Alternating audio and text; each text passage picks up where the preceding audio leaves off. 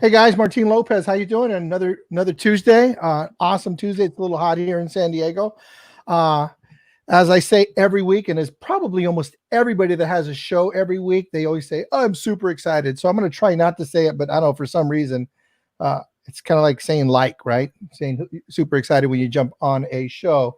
I really am super excited. I got some amazing friends that are going to be hanging out with us today, and we're going to be talking about kind of hacking into our lives, changing the game, changing our mindset. And I was thinking a little while ago, like if you were to look at your life, if you were to go back in your life and look back in your life, like what do you see? I think you see thoughts and images, right? You have thoughts that show up and you have images that show up. And every one of these thoughts are connected to a feeling. And that's how they anchor. That's how thoughts and memories happen is that we have feelings, and then those feelings that we have anchor in these memories. So why does that happen? Why do emotions anchor and stuff and have us remember things? Well, I think it's because our natural tendency as human beings is to make sure we don't get hurt, to make sure we can survive, to make sure that we make it to another day, right? And what the brain's doing, the brain is wired for survival, right? But it's also wired to remember danger. And because of this, our brain creates these loops, these just kind of like these loops, and to make sure that we kind of like live our life this particular way. We go, we always walk down the same street, we always drive the same way, and we wear the same thing, that kind of thing. And then there's tapes that play out, in our life. And that's the reason why when we get in situations with people, we're replaying old relationships. I know for me, I replay my relationship with my father, kind of like the toughest relationship I've had, right? And so when things happen, matter of fact, today something happened. I was with a friend, we were out shopping, and he said something, and I just got really upset about what happened. And it wasn't what he was doing, because he was totally cool, but he did something that completely reminded me of my father, something my father used to do. And it was like, I was really upset. And I was telling him, listen, I'm not upset with you, man. I love you. We're boys. The thing that happened just really upset me. But why does that happen? Because I'm wired. I've wired myself, or I was maybe wired by my parents or by the world. And that's just kind of like the way I turned out. And I think that's the way most people turn out. Now, if we want to do something new, if we want to change our lives, what we got to start playing a new game. And how do we play a new game if we're wired a particular way? Well, we need to change our mindset. So today's show is called Change Your Mindset, Change Your Game. And I got three amazing guests. I got a buddy of mine named Tim Rhodes. He's from One Life Fully Lived. Tim actually went on a 6 mile, or no, probably longer than 6 miles. He went on a hike today. He went skiing today, and he's back to do the show. He's probably exhausted, but I want him to tell you what he's doing, because he has an amazing life, and I'm just super grateful that he's here. And my buddy Clay Green, who's a regular on the show from Conscious Flow Control, he's one of my mentors, and he is a guy that really helps me with my mindset, helps me shift my mindset from where I used to be thinking to where I want to be thinking. And I've got a super cool guest, Bob Doyle. He was one of the stars of the movie The Secret back in 2006. That was a movie. I don't know if I don't even know if he remembers. It was 2006, but it was a long time ago. But if you guys watch The Secret was an amazing movie, and it really kind of brought into the mainstream, the whole idea, kind of like the whole idea, what they call it. I forget what they call that. What do they call that, guys? You talking about the law of attraction? The law of attraction. Sometimes my brain doesn't work, right? How you guys doing? I thought this was a super weird pop quiz. Yeah, I was like, he's saying manifesting, law of attraction. What's he talking about? Exactly. Yeah, real quick. You know what? We've all been there, Martin. Don't feel bad. So. That's right. Just poof. That's the only thing I didn't write down. I wrote down all this other stuff, but I didn't put the law of attraction down. It would be weirder if I forgot it.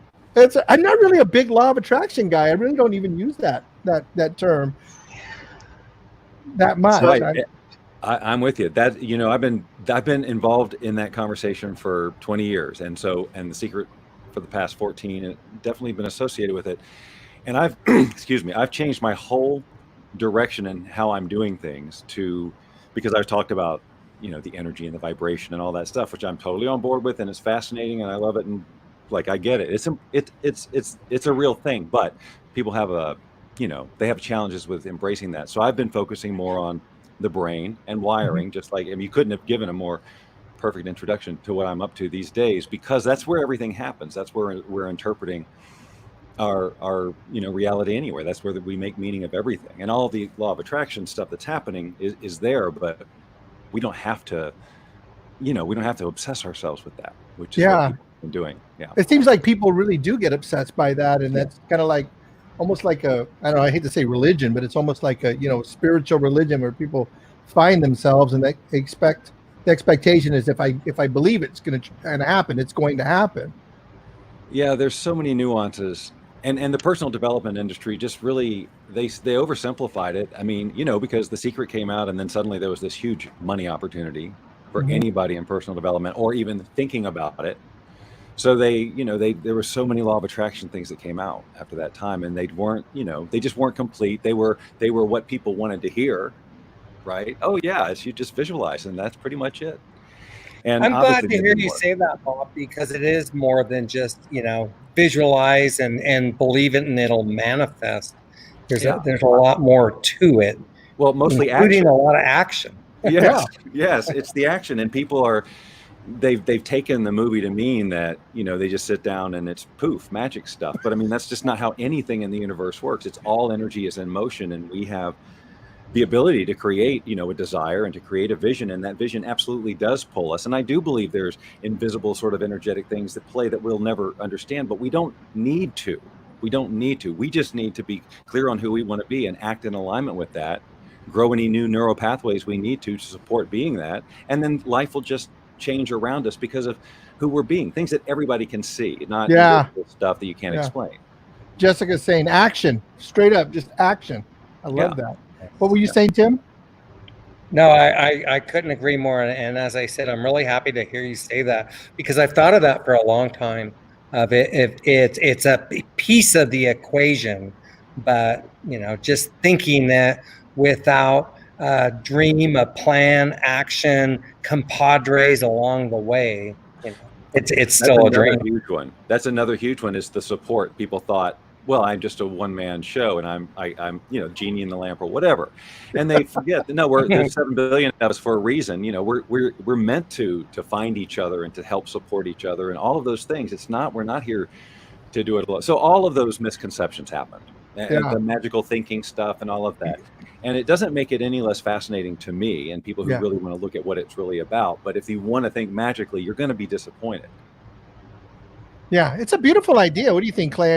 I know you deal with a lot of people, like very woo-woo, right? And well, the timing is incredible. Let me start there. The timing is amazing. I'm associated with a group of coaches and through a certification program, and that certification program, I have a couple questions about frequency, energy, and law of attraction, but I want to frame them right. But just the other day, and right now I'm in an active conversation with a couple other coaches, and we're trying to figure out a good time to come together to have a conversation about literally LOA, law of attraction. So the timing on this and seeing you guys and Martine bringing this all together is just huge. And it's the law of attraction. Unfortunately, That's it's crazy. I love how you said it, Martine. I'm dealing with a lot of people in the woo. Well, the reason he says that is because of how I set myself up when I introduce myself. And to give you guys a background, Tim and Bob, because we haven't met each other, I was a nuclear reactor operator in the Navy. So subatomic physics, like atomic level, subatomic level, chaos, quantum theory happening, controlling it with a shim switch and knowing everything that, all the electronics, all that stuff. Incredibly tech, incredibly geek, right? And then I got out of the Navy. I was an instructor, and I got out of the Navy, and I signed up for a job to be an instructor for a particle accelerator, like the thing over in Switzerland. Well, they've been using those. They've been using those since the '60s in manufacturing semiconductors. So I got into the semiconductor industry, making the computer chips. But my specialty was this particle accelerator, like dealing with atoms, counting singular atomic level stuff. So I've got this incredibly 20-year plus. I was born and raised in Alabama. Like, think Forrest Gump, right? I graduated Alabama high school. You don't want to say run to him because he just will leave. It'll be gone. Yeah, but like I can't. If I look at my journey, it freaks me out. But a few years ago, something crazy happened. Long story short, I hit a deer, 85 miles an hour on a motorcycle. Should have crashed. Should have been dead. Didn't die. Didn't crash. Tim, I thought, and Bob, the way you're talking, have you guys read Kotler's work, The Rise of Superman or Stealing Fire? I have So, not. Yes. So Bob, get that book, The Rise amazing. of Superman and Stealing All Fire. right, I'll be right back. Peter Diamandis. So I have one found right that here book. for you. I found that book 2 days later. I read it. It was like a textbook. After The Rise of Superman, not Stealing Fire, that was like 4 years later. And since then, I've been teaching that flow control. Wow. And what I've found is I'm the guy that can explain the parts of the woo-woo stuff that we're talking about to techs, to engineers, to coders, problem solvers, owners, doers, these guys that are, guys and girls, women, ladies, men, all of us, that have been doing this, that are embroiled in this modern world of black and white, cut and dry tech.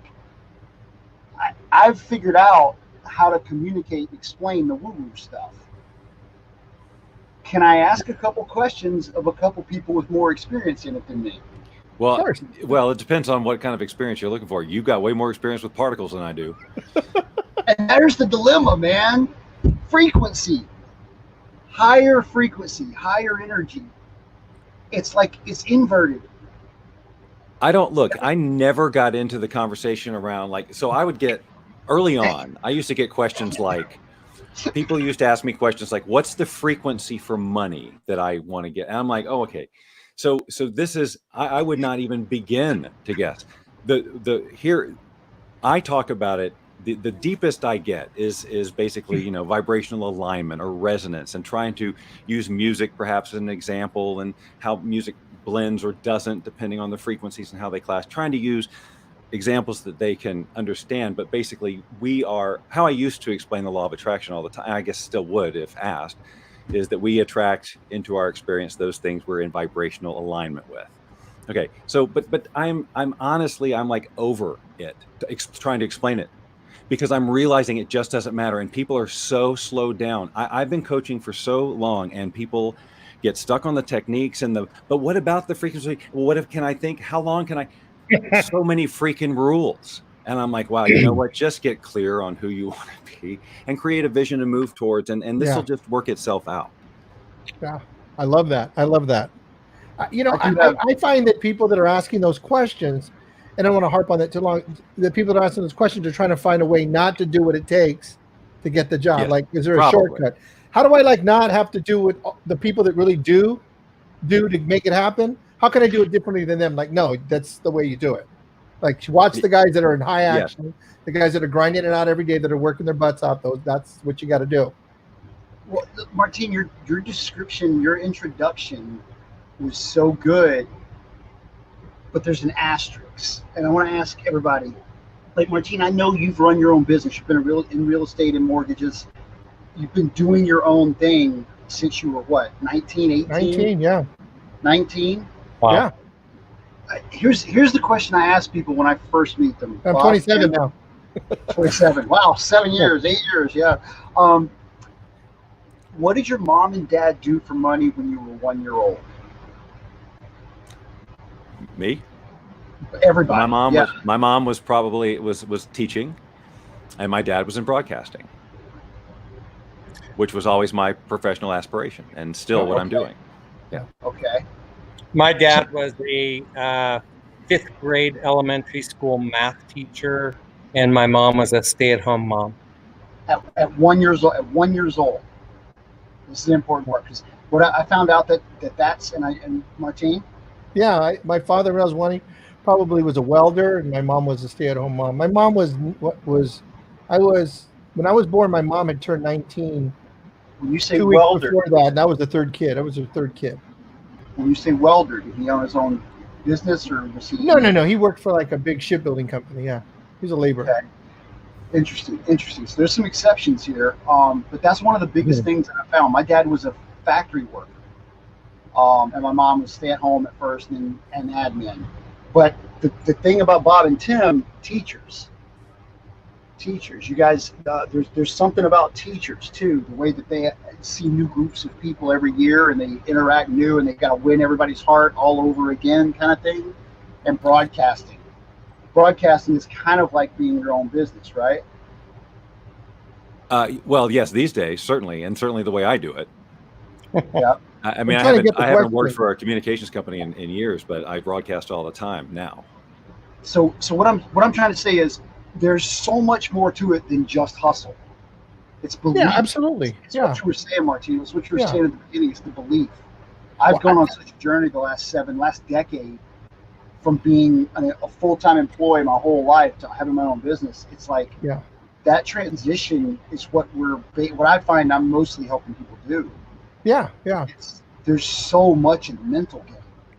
But the belief is going to drive what action or hustle they take or make. Yeah. I mean, if they don't believe they can do it, that's when when they come up against the extent of their wiring, that's when all the excuses kick in. And then that's when they stop taking action, and then they don't, then they don't do the hustle. So when they hear about how much hustle it takes, of course, right now it feels completely uncomfortable, like they can't or don't want to do it. They haven't built that wiring yet. So they have to start building it. If they want the result, they have to decide, well, I'm going to have to be in alignment with a person who has that. Not necessarily like that person or like that person, but the me version of someone who will do this, who will take the action and make the calls or whatever.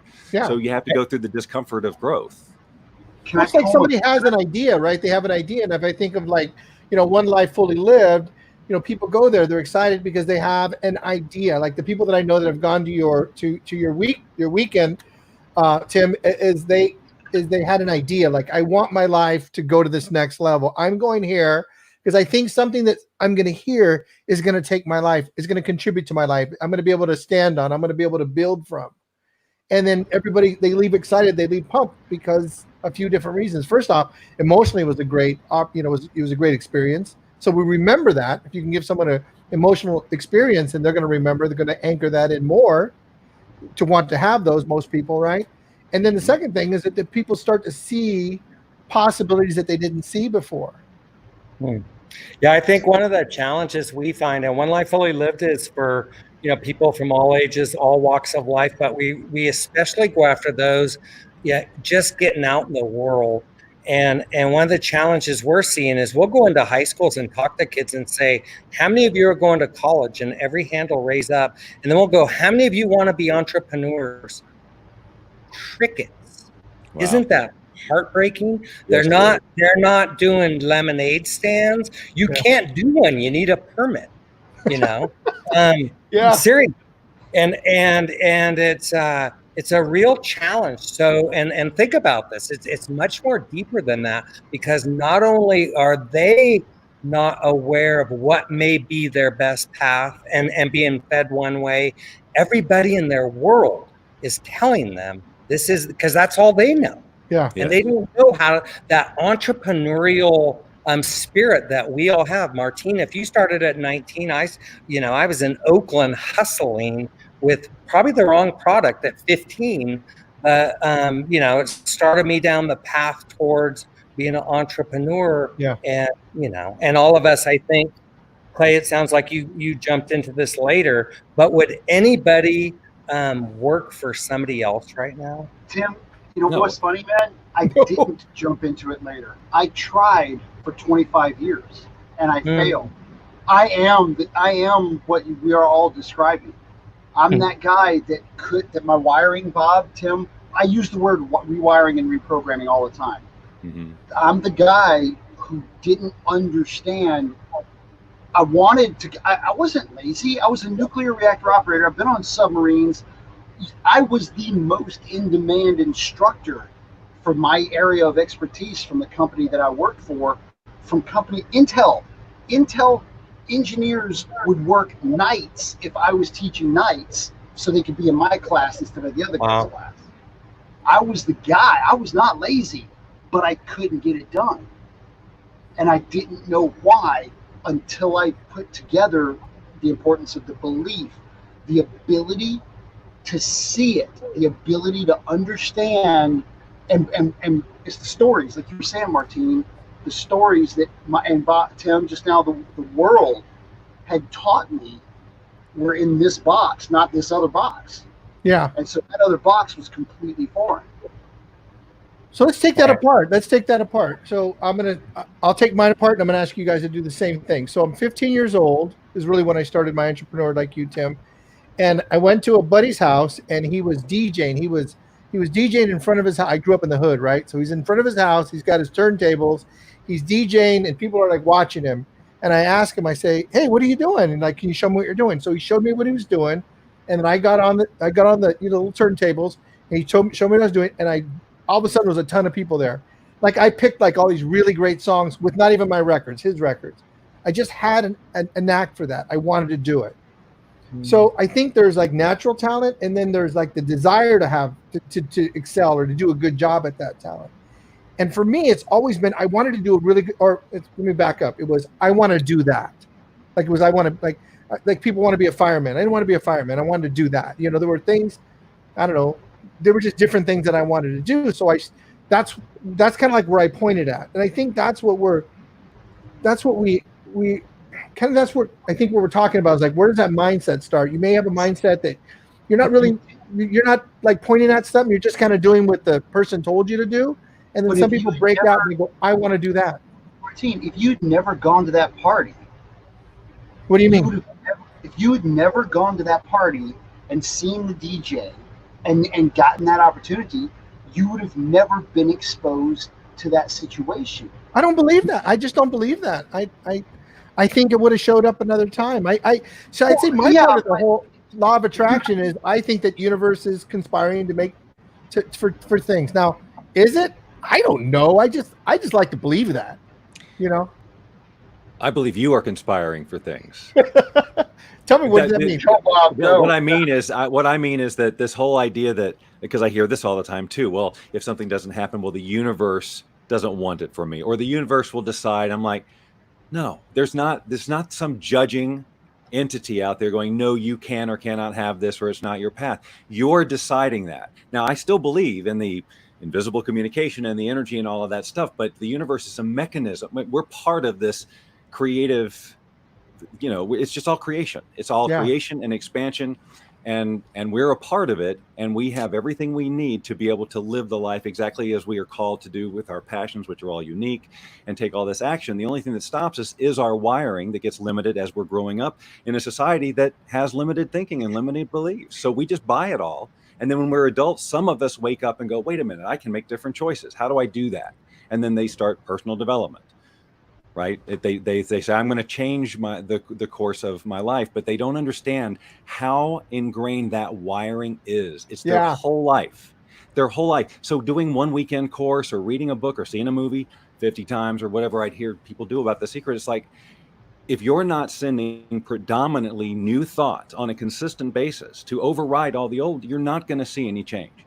You can get excited, you can do the exercises for a week, but you have to grow new neural pathways, which means that's more consistent than you are probably doing taking, I study my gratitude list 30 minutes a day. Well, what about the other 23 and a half hours? Where are your thoughts? You know, what's going on in your brain? Because that's what's going to determine what action you ultimately take. You can talk about your dreams all day long. You can talk about all the things you're going to do, but until you take the action, it's not going to happen, right? No movement's going to take. You can visualize your way into all sorts of situations that are just waiting for you to act on them. Like you were saying, maybe you didn't go to that party. If it was you were in the vibe, you're going to get another opportunity. It'll keep showing up if you keep putting the vision out there. But if you don't ever take the action, you're not going to get the result. And you're going to say, this law of attraction stuff doesn't work, or this isn't meant for me, or all of those conversations that just they rationalize stopping. Yeah. That's, I think, that defensive part of ourselves that we don't want to get let down. So we're going to let ourselves down. And we say things like that. We say like, it's not going to work. Because at least if my life is screwed up and it doesn't turn out the way I want, at least I had something to say about it. So I'll complain about it or something. Yes. What's that? People like to be right. See how right I am about being unable to succeed? They're more, that's their identity. Success, and until they create a new identity for themselves that is successful, they're not going to allow themselves to be that way, and their wiring / ego is going to prevent them because it's an identity shift. You're basically killing off the old identity to create a new one, and your ego is going to fight for its survival and tell you all the reasons you can't do that, take that action, or that would be silly, or what will they say, or it's never going to work, or any of that stuff. But it's just your wiring. It's not truth. And one of the challenges with that, especially when you have a big ego and you're so set in your ways, is you can't allow yourself to suck at something. It's just, and when you first start something new, you're gonna suck. It's just the way it is. So it's almost like a gift to get out of your head and you know, just have the ability to fail forward and not give a darn what others think. And boy, is that tough. And just to play your own game and be totally dialed into who you are, where you're going, who's along for the ride, and why. Then why. The components are just endless, aren't they, Tim? They're just the different parts to like our life and how we succeed and how we fail and how we change the way it's absolutely endless. It just, like I said, Bob said, like, that was 30 minutes. What are you doing the other 23 and a half hours of your day? How are you sleeping? What are you eating? I guarantee in that 30 minutes, you were not positive for 30 minutes. You were not in the right mindset for 30 minutes. How come? It would be a miracle. That's what I was doing with this guy, right? Yeah. Martin, you know. Yeah, you know about this guy. The poo and the smiley face. Basically, Bob, I'm 100% with you, man. The research I've done, I figured out, or I found research papers that basically said we're at birth, the most optimistic human being is 8 times more likely to see something and be afraid or experience fear of death or hunger at birth due to the wiring from our ancestors. Okay. Right? At least 8 times. And then every second we look at more stuff. The shirts we're all wearing, the background colors we've selected, everything that is in our existence is built to say you're not enough if you don't buy the Curiosity Theory, if you don't buy Rewire, if you don't go buy Live a Fully Life. And it's not like we're evil bastards trying to do it, right? Or flow. That's not the point. It's just most of the marketing, most of everything we experience is telling us we're not enough our entire lives. So every one of those experiences, I picture it like you do, Bob, I think.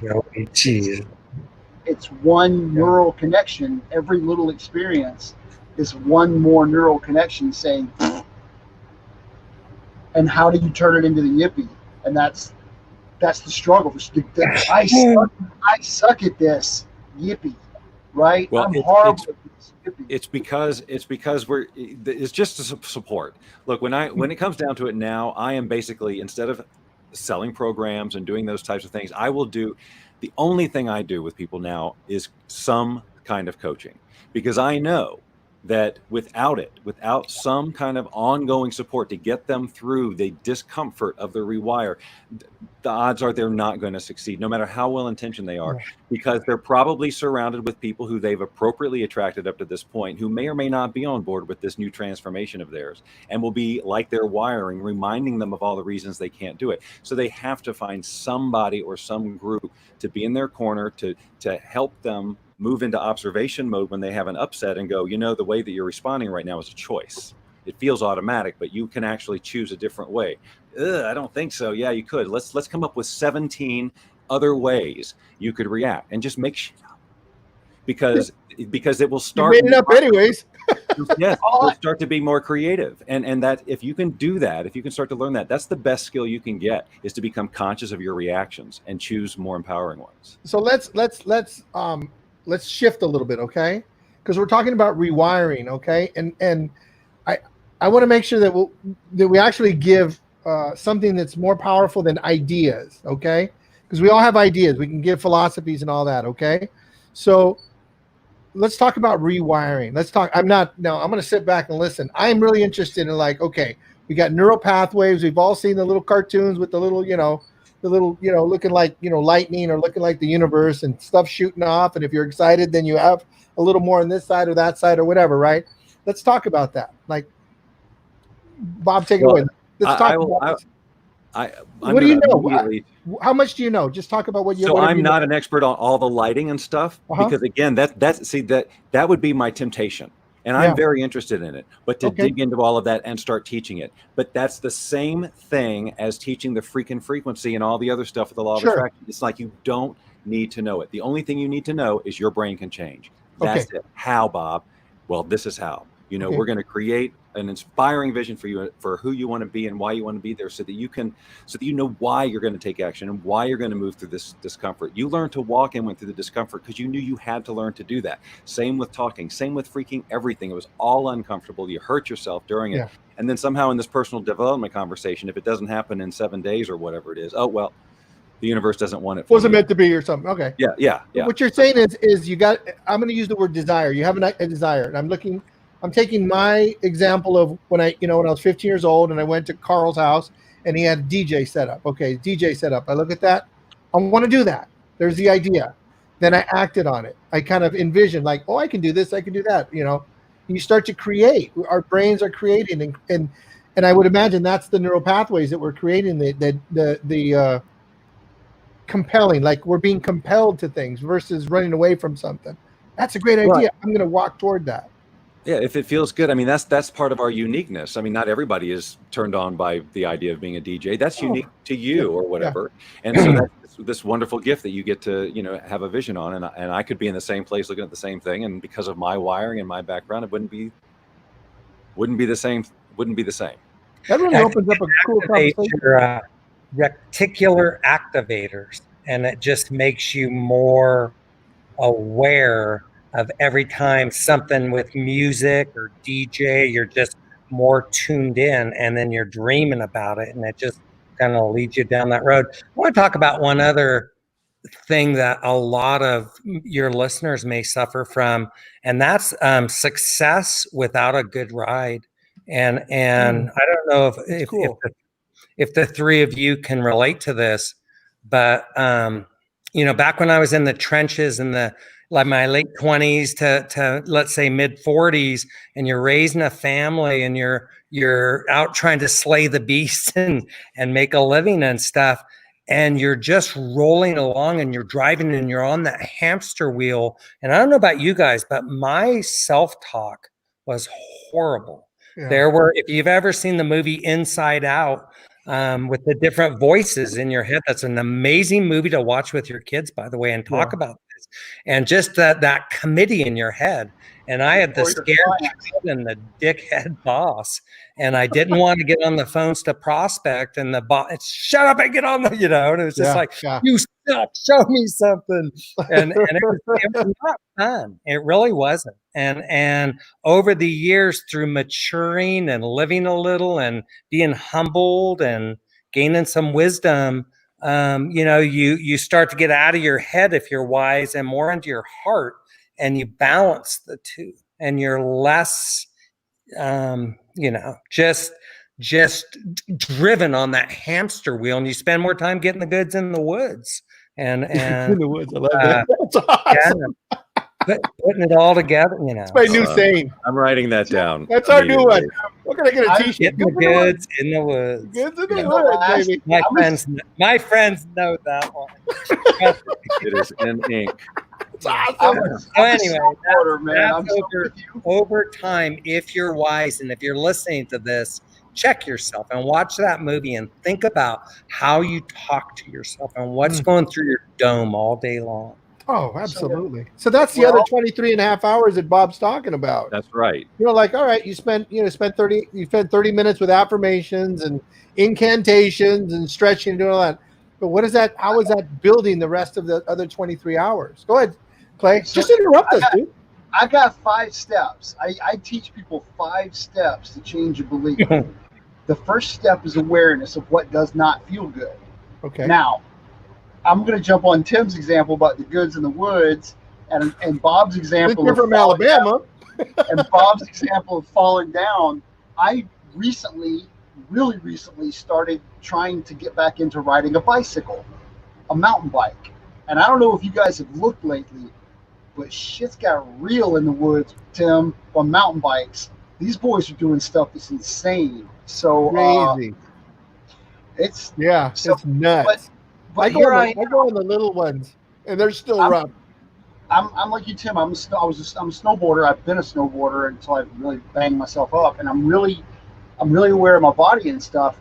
And the other day, I went on a 20-mile ride, trails and the commute home, but the trails and stuff too. And it was about 20 miles. It does Where not are you feel in Sedona? good. Are you in Sedona now? I'm not in Sedona. I'm in Goodyear, which is west of Phoenix, and there's hundreds of miles of trails within probably 10 miles. It's insane. But the 5 steps starts with awareness of what does not feel good. For example, the day after the ride, I did not feel good. Right? Like I'm hurt. My energy was just, because I'm not doing diet right. I'm not doing exercise right. I just went out and tried to ride a lot. And it's just like, it took 2.5 days for the recovery. So that whole time, everything did not feel good. But then the 5 steps are basically awareness, acknowledgement, really get in touch with what doesn't feel good, my legs, my energy level, all this stuff. Then do I want to feel that way? No, I don't want to be depressed. No, I don't want to be having the negative self-talk. No, I don't want to be beating myself up. Okay, how do I want to feel? This is a part that a lot of people that I meet don't understand. Step 3? Step 4. Okay, I missed step 3. Awareness, acknowledgement. Do I want to feel that way? Okay, Come on, Martin. okay. You better have. You got this in your notes somewhere. I know you. No, I have it. I just I have a teacher. And then step 4 is, how do I want to feel? And here's the gotcha. Nobody I talk to, let me do this the other way. Everybody I talk to can tell me how bad it feels. Everybody can tell me how sad they are about the race thing. Everybody can tell me how scared they are about COVID. Everybody can tell me how pissed off they are at Trump or the Democrats. Everybody can tell me how scared they are about their job. But when I say, hey, how do you want to feel? Feel. How do you want to feel? What feels good? It's the brick wall, right, Martine? Nobody can describe what feels good. Now, see, Tim, I love that look. You're right. That's completely foreign to you, isn't it? Everybody should be able to explain that. It took me 25 years to figure out how important that is. You've got to know what good feels like so that you can ask question number 5. Yeah. Right? So I don't want to feel this way.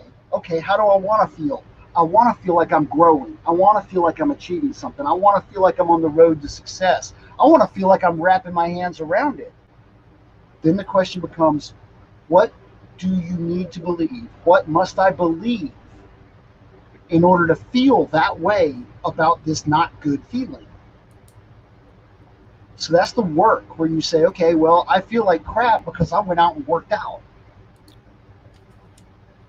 I'm doing something. I feel good about working out. It's like the same thing as going to the gym, right?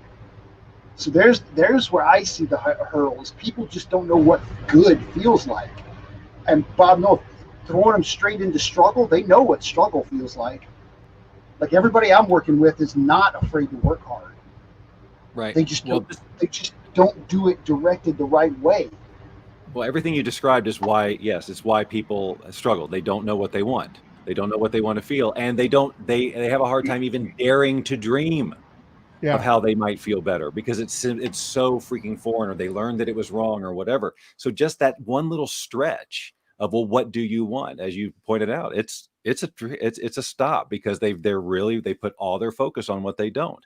And that's why when they come into this whole law of attraction conversation and they start deciding what they want to attract, it's coming from this scared in disempowered place. That's not where you want to be trying to create from. Get clear on who you want to be and how empowering it is, and take the time to do it. It's not going to be overnight. Take the time to get clear on that so that you're building a life that is really congruent with who you want to be and what you want to do. But yes, know that beginning piece of deciding that is going to be the hardest part. Yeah. That's where a good coach comes in, because a good coach is going to be able to, they're going to know your vision, going to be able to help you and be able to keep helping you put that vision and what the little steps are that they take to get there. Just remind them that they're in reaction mode. That's the most important thing. That's really cool. You said something really, we tapped on it 2 or 3 times, and Tim, you gave a great example of it. Be the person, right? Be the person you want to be. Be that person. And Tim, when I suggested that people have a hard time knowing what good feels like, that confused look on your face, that told me that you are being that person, that there is no bad. I want to touch on that. I was driving to go ski a volcano today, and I heard Ann Wilson. Tell everybody what you did today, Tim. Tell everybody what you did today. What's that? Tell everybody what you did today. You had a crazy day, an awesome, crazy day. I went and stayed in a hotel last night, so I'd be close to the mountain and still be on a 6 a.m. GoBundance Elders call from 6 to 7:30. Then drove 2 hours to Mount Lassen. Took about 2.5 hours to climb up it with skis on my back, and then skied down a volcano, about 35-degree pitch, getting the goods in the woods. The goods in the woods. And then skinned back to the parking lot over a little knob, and and it was my 40th day with COVID, and my goals had 40 days this year, and I skied last, and I've been doing this, sneaking out and just getting it one day, but anyway, I digress. On the way there, I heard Ann Wilson of Heart talking about Tom Petty's song, "I Got a Room at the Top of the World Tonight," and he was talking about how she was describing it as that amazing feeling when you are living your one life fully lived, and when you are, doing what Bob, Clay, and Martine teach, and it's worth it, you guys, to believe in you and to have that law of attraction secret thing, and then get off your butt and do the shoulds so you can get the goods.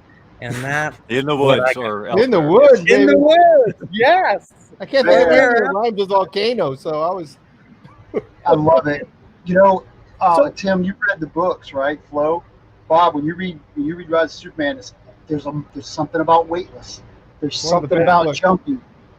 So have you met John DeVore? Do you know John DeVore was featured in The Rise of Superman, and his claim to fame is he's jumped out of more airplanes than anybody else. He's the captain of the Red Bull stunt team, and his tagline is "Gravity is my engine," and he's featured in Rise of Superman. And talk about knowing a flow state. Gravity is my engine. Yeah, I'll jump out of somewhere. Yes. So that's above my pay grade there. He's also in those squirrel suits flying around in Batman and all those movies, Transformers. The story about the Transformers movie and what they did for that movie, the stunt they did. Train for it. Oh yeah, that was nuts. Yeah, that was in Rise of Superman. Exactly. Yeah. And that was John DeVore they're talking about. Yeah. I know. Yeah. So, okay, guys. So we talked a little bit about mindset. Okay, so changing the game. Let's talk about changing the game. Like how do you change the game? Like how do you change the game? Like my life's going here, and I want my life to now go here, and I'm pulled over here. I'm anchored over here. Everything, literally all my beliefs live there, but I want to go live over here, and that's completely unreasonable. How do you change the game? How do you change the game? Clay raised his hand. My quick He's a really good kid from Alabama. He always raises his hand. If you guys want to talk about it, if you don't, that's cool. Go, bro. Go for it. No, if anybody out there is painfully aware that they've got an employee mindset and they want to be owners, give me a holler. Let's talk about it. Let's not sell a product right now. Let's actually give value. I'm not. I'm just saying. It's the belief. It's you've got to start at the foundation.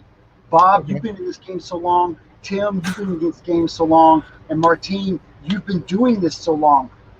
The way that you guys describe things is like, it's like that badass skier that goes and hikes volcanoes and gets how many feet of vertical today after hiking, man? It's just insane. About 3,000. It's 3,000 feet of vertical. Well, I think Mount Shasta's big. Yeah. That's 7,000. This one's not. I think I've gotten maybe 10 feet of vertical today.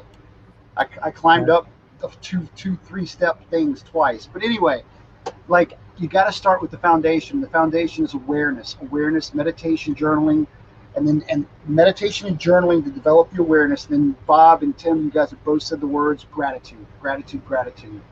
Just practice that exercise. That's my wisdom for tonight. Build the muscle, get into the yippee, because you got to figure out what good is, and embrace the fact that, like you guys said, you can go get it. Bob? Yeah, go ahead. I was looking at the look on Martine's face, waiting to hear what he was going to say. So Yeah, I have a different thought. I don't know if I can put it together. I kind of like think that it's more about, like, for certain people, and I can tell you for me, it's like that. For me, it's more about, like, if I don't do what I say I'm going to do, and if I don't live the life I say I want to live, like, shame on me.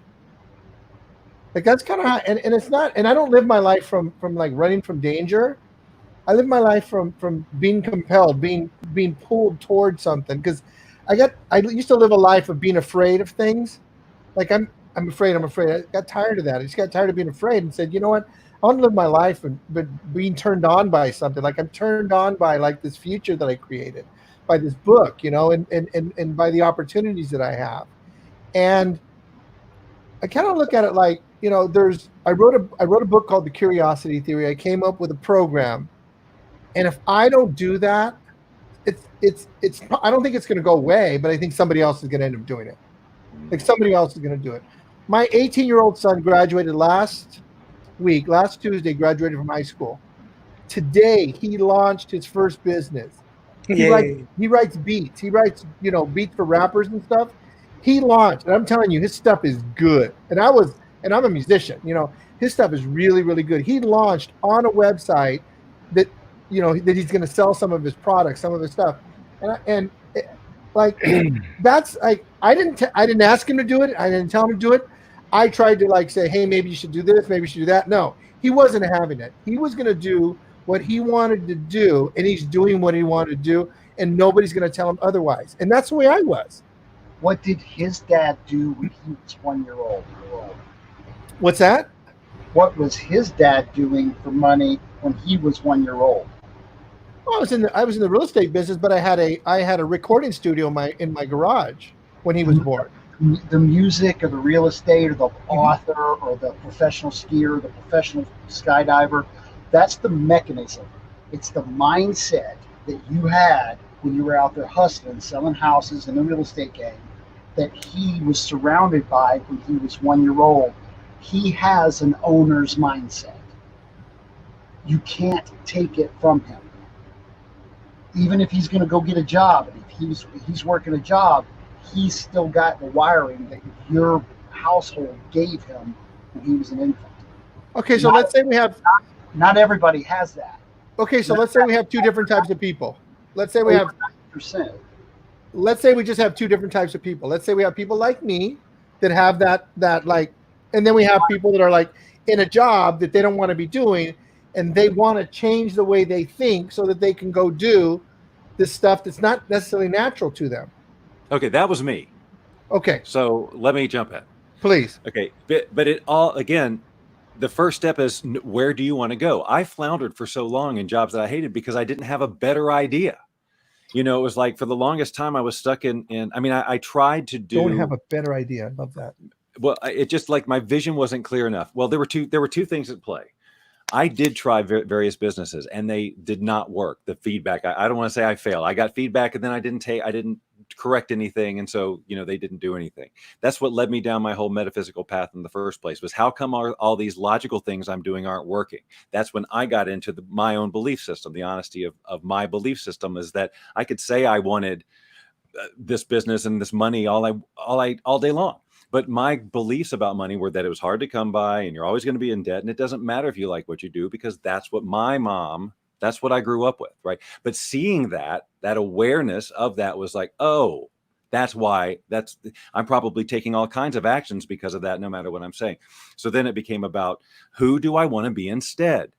Without that decision, all your other stuff, you're just throwing personal development techniques all over the place without any direction. Yeah. So if you're that employee, which I was, you have to decide, well, what does the non-employee version of me look like? What does the boss version of me look and feel like? When I get up in the morning, what am I thinking? What am I feeling? I'm not dreading going to work. I'm excited about so you got to get into that feeling and see how that person would do their day. You rehearse it over and over and decide who that is. And then you just start acting in alignment with that person and watch your freaking world change, because that's how it happens. It's really that simple, isn't it? It's really that simple. That's that be-do conversation I was asking about a few minutes ago. So you have to get an idea of who you want to be. Then you have to do stuff that person would do until you realize, oh, I'm being that person. And the wiring is going to create. And the other thing is, I will tell people, like, to make a list of the things they want to do, or, just like, what are your goals or your dreams?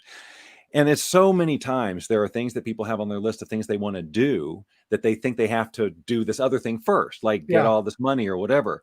And you can point to like 30% of the things and say, well, what's stopping you from doing that? And it's nothing real. They could absolutely go do that thing. And I'm like, go find 5 of these things and go start doing those, because that's who the person you're going to become would be doing. The faster you act as that person in every way that you can, the quicker the rest of it's going to line up. If you're waiting for the big money or the thing to happen, and then suddenly you're going to go to the gym, and then suddenly you're going to learn to speak Spanish, or whatever it is your goals are that you're saying you're not going to do it until, you need to do them now if you can, because then you're telling the universe, if you will, but also everybody you're interacting with, this is who I am now.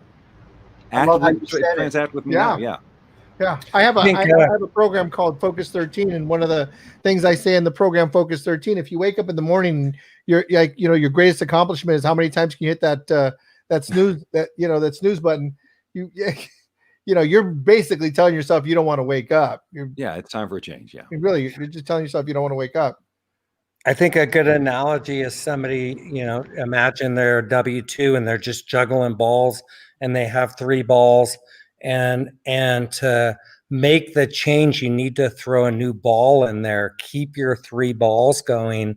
And it's not easy to do, but it is doable. And I think back, like you, Bob, I got off to a late start. I barely graduated high school. I never went to college, and I was a part-time grocery clerk, not getting enough hours, painting addresses on people's curbs for $6 a pop to buy diapers for my small kids. Wow. And so I'm juggling the grocery balls, the painting the address on curbs, and I decided I wanted to get into real estate. So I had to, start while working night crew, get my license, and that's the action steps. If you want more, you got to do more. And then my first weekend in real estate, I held an open house, sold it. They had to list a house. I took some buyers out and sold them a house, and I just knew it was on, and it was, and it was kind of like, think about this, you guys, and some of you listening, maybe you haven't put your key in the right lock yet. But as soon as that weekend showed me my key was in the right lock, and every morning for the next 17 years, I cranked Welcome to the Jungle at 7 a.m. At first, chain smoking cigarettes, but over time, I got rid of that. That's so great. Yeah. And I loved it till I didn't. And then it started getting rusty. And then it was its use by date, and it was time for a new incarnation. It was time to start juggling new, you know what I mean? And that's what life's about is. And when you have the courage to put that new ball in there, or whatever it is, and step up, you start creating habits, and you get better and better at this. The more you do, and and you start having successes, and then you start being parts of amazing teams, and then you start leading amazing teams, and you just never know what one ballsy move early on can do for you, or late on. Yeah. laid on. You know, look at Yeah. And I think the thing that you're saying to me, from what I'm hearing, it's never going to look the way you thought it was going to look. Like it's never look the way. Like people, and I was a jazz musician for a long time. And people are like, oh, that's a really cool life, Well, it is a cool life, but it's hard. It's tough. It's tough. You got to learn songs. You got to pack your stuff. You got to bring the speakers. You got to set everything. You got to go get gigs. I mean, there's a lot of work. Everything requires look, and it's not what you see on the surface. Being a real estate agent, being a loan officer, it's not, oh God, this guy was in The Secret. Wow, he probably just says house and a house pops up. Like, no. Right. You know what I'm saying? It's like Right. it's easy to look from wherever our point of view and decide that something is a particular way, but things just aren't that way. It's all in terms of like how you have a goal or a vision and it doesn't turn out the way that you're thinking. The biggest thing we caution people when it's around their vision is use your vision to pull you forward to this. We're all going for a feeling ultimately. Everything we want to be, do, and have is about having some sort of feeling. It just is. It's what drives us, right? Yeah. So where was I going with that? Someone help me. Someone read my mind. So basically, where I was excited you were going was talking about Martine, what you wanted, figuring out what you want, and whether it's any of those things we want. Yes. Well, how it's going to roll out is that enjoying the journey stuff and not being attached to the end result being the end all be all. It's the feeling of it. And so, ideally, the journey itself, all the hard work that people are seeing you doing, it actually can light you up. I mean, because wow, that's the thing. When you know that this works, when you know that taking action consistently is going to all you have to do is not stop. That's really the secret. So simple. Just don't stop, to keep taking the feedback, meet new people, learn new things, keep going and don't stop. And then you will get there. It's not, and once you know that, then you can let go of it needing to be by a certain time and, let your ego take a rest. It'll happen when it happens and enjoy the process, enjoy meeting the people, enjoy learning the things, enjoy making the mistakes and learning the feedback because it's going to make a better thing on the other side. And that's just a choice. Every step of those things is a choice. And one person can take each of those bumps and go, oh, God, not again. It's just, I'm never going to get there, right? And then just derail, and the whole journey becomes burdensome, and it shouldn't be that way. Even the good stuff, even the things that don't turn out the way you thought they were. Right. No, maybe not the details and stuff. And again, it's really, did you get the feeling? I tell the story early on in my journey about this house that we were using as a visualization thing and all that. And I used the house, like I went and shopped it and looked at it and was imagining myself there, but I was imagining the feeling that house was giving me. And then we ended up, that house sold or something, and we didn't get that house, but we got another one that gave me all those feelings and more. And then later I found out that first house had mold.